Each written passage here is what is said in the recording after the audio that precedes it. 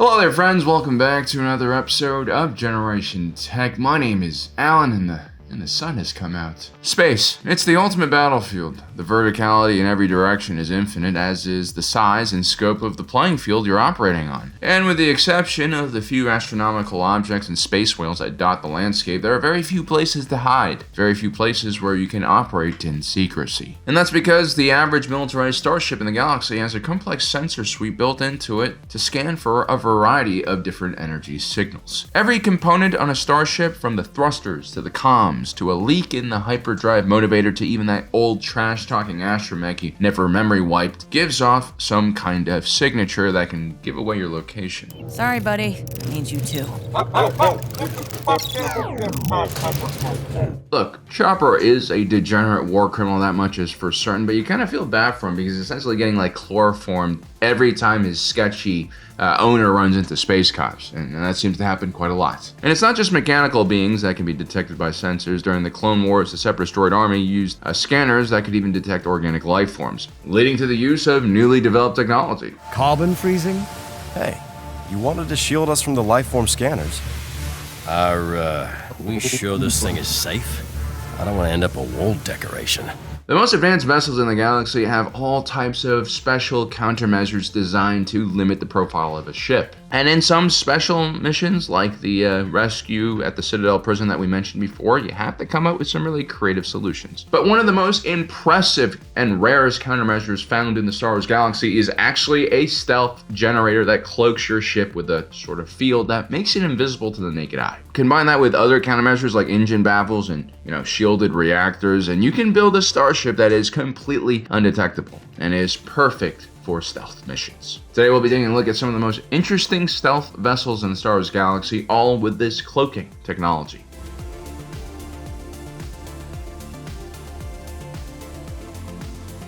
Before Senior Fleet Systems became the largest manufacturer of starfighters in the galaxy under Imperial rule, it was known as Republic Senior Systems, and it was a pretty small boutique, design and manufacturing firm that focused on highly customized and advanced starships for very exclusive clientele. One of their more famous vessels was a modified star courier known as the Shimitar. Primarily used by Darth Sidious and Darth Maul, the Shimitar was rumored to have been designed by the Sith Lord Tenebrous, whose public-facing persona Rugus Gnome was a famous artisanal ship designer. The Shimitar included in it a cloaking device powered by Stygium crystals from the planet of Aten II. Stygium was a highly localized commodity, and it was really only found on that planet, kind of like how Beskar is only found on Mandalore. The Stygium crystals were able to bend light in an extremely effective way that turned ships entirely invisible. This is perfect for Rule of Two era Sith assassins who were supposed to remain undetected while causing chaos in the galaxy. Should also be noted that Stygium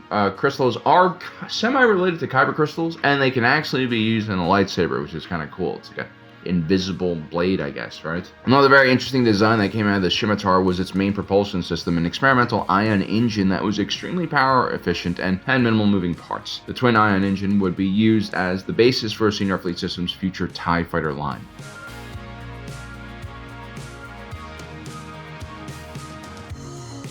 Speaking of the TIE fighter line, let's talk about the Tai Phantom multi-role stealth starfighter. Produced in very limited quantities, the Tai Phantom was basically a modified version of the failed V-38 assault fighter concept. The V-38 assault fighter concept had a similar profile to a TIE Defender with its 3 foils, but with a cockpit reminiscent of Corellian Engineering's famous YT-1300. While not as heavily armed or armored as a TIE Defender or as fast, what made the Tai Phantom much more rare and expensive was the Mark III Stygium cloaking device on board of the starfighter, possibly the smallest cloaking device ever designed. Actually, a lot of people in the Imperial Navy believed that such a small device was impossible to make. For instance, when the Millennium Falcon invaded 2 Star Destroyers after the evacuation at Hoth, an Imperial officer immediately ruled out that it had any cloaking device. They may come round for another pass. Captain Nida, the ship no longer appears on our scopes.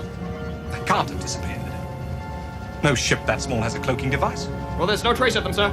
The Empire had developed the Mark III Stygium generator in secret on a research base on Imdar. The Tai Phantom was deployed in very small numbers. Only the most elite pilots were trusted to fly the ship, and they were usually deployed with very specific mission parameters. Because of their relatively limited armament on board, the Tai Phantom mostly used its stealth to ambush opponents, and then it would use its stealth to flee. It's so that you could sort of still see the Tai Phantom with its cloak on because of the distortion field that the crystals made in the air around it.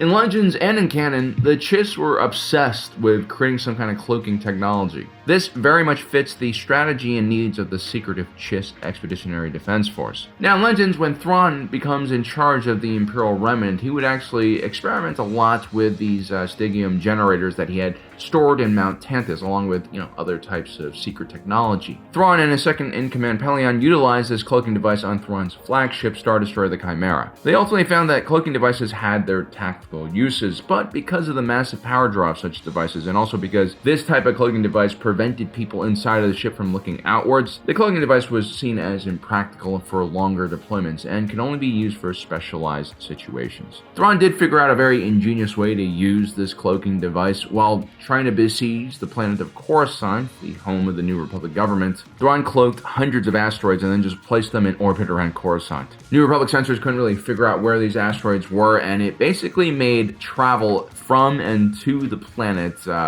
impossible, because no one wants to just crash into an invisible asteroid. This was a psychological siege that was extremely effective and utilized only a small amount of material and manpower. The lack of a large visible enemy fleet over the planet meant that the local Coruscanti didn't have any kind of image to rally against or unite against. If anything, the people on Coruscant were pretty pissed at their own government's mishandling of this situation. This was an overall very smart move by Thrawn.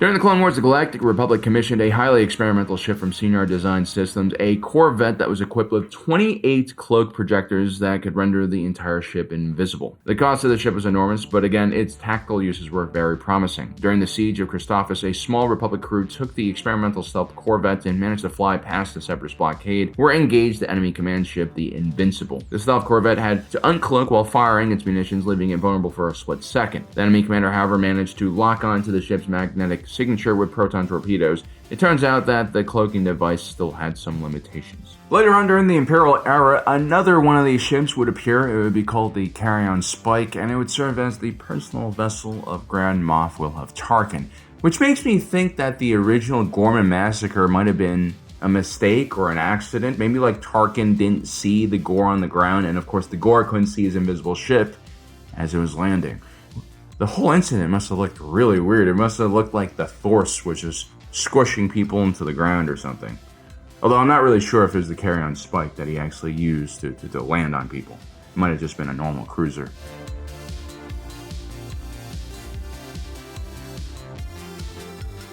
There are very few bounty hunters as skilled as Cad Bane. As such, Cad Bane doesn't just work for money. Sometimes there are special tools and weapons that a man like him needs, but can't buy with money. Like his specialized Rogue-class Porax 38 starfighter known as the Xanadoo Blood. The Rogue-class Porax 38 was a pretty well-built starfighter. It was designed by Bactoid Armor Workshop for the IG-100 Magna Guard unit. But what made the Xanadu Blood so special was the fact that it actually had a cloaking device installed in it, a very small one. When Cad Bane was tasked by Darth Sidious to break into the Jedi Temple and steal a holocron with a list of Force-sensitive babies on it, essentially an impossible task, this was the prize that Cad Bane asked. The Rogue class was easy enough to get, but the Stygium crystal was such a rare commodity that only someone as powerful as Supreme Chancellor could have access to such things. And I think the Xanadu Blood is the perfect ship for Cad Bane, who is definitely a very special bounty hunter. I mean, this man went to extremes for any advantage he could have over his enemies, including inserting breathing tubes into his neck so that Force users can choke him. He even had extremely hard and dangerous to use boot-mounted jetpacks. Cad Bane is pretty hardcore, so the Xanadu Blood is perfect.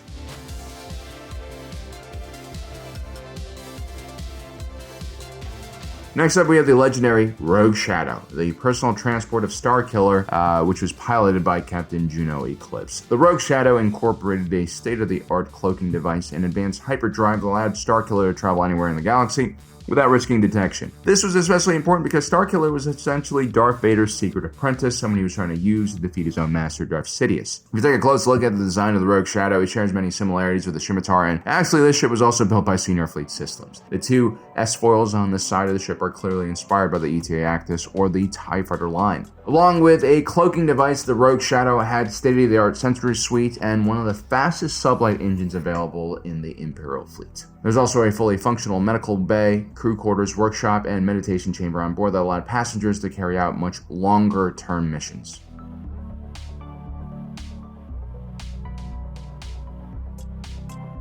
The X-70B Phantom class prototype is actually an old Republic-era vessel used by Imperial intelligence working with the reconstituted Sith Empire. They are considered extremely technologically advanced starships, and only a few were built and gifted to the most trusted Imperial agents who were working on vital missions for the Sith. The ship was coated with a sensor-resistant armor plating and had a limited-use cloaking device installed on it as well, similar to the ones used during the later Imperial era. Basically, somewhere during the Old Republic, this technology was lost, maybe because of the collapse of the Sith Empire, and it really wasn't found until I guess the Shimitar would be the earliest example in more modern times of a ship that has this technology on it. Overall, the X-70B Phantom class prototype is an excellent looking vessel. It reminds me a lot of the stealth jets we have in our own world, like the Lockheed SR-71 Blackbird.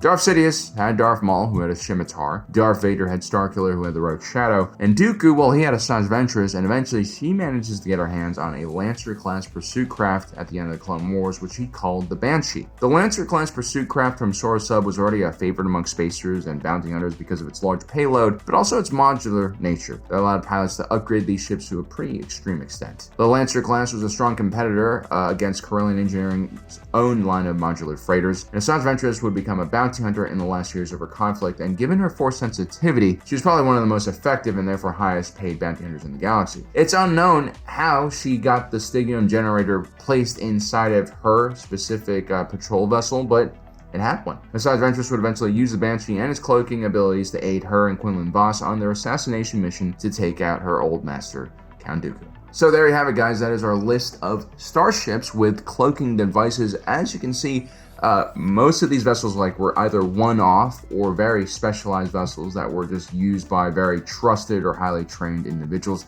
This is not a technology you could roll out in mass, and this is because, again, Stygium is a finite commodity. Once the Empire ran out of this material, it was kind of hard for them to replicate this technology, meaning that this is an extremely, extremely important strategic resource to have. Well, guys, I hope you enjoyed today's video. Don't forget to subscribe and hit that notification button down below so you don't miss out on the rest of our awesome content. As usual, my name is Alan, reminding you that my allegiance is to the Republic, to democracy. I'll see you next time.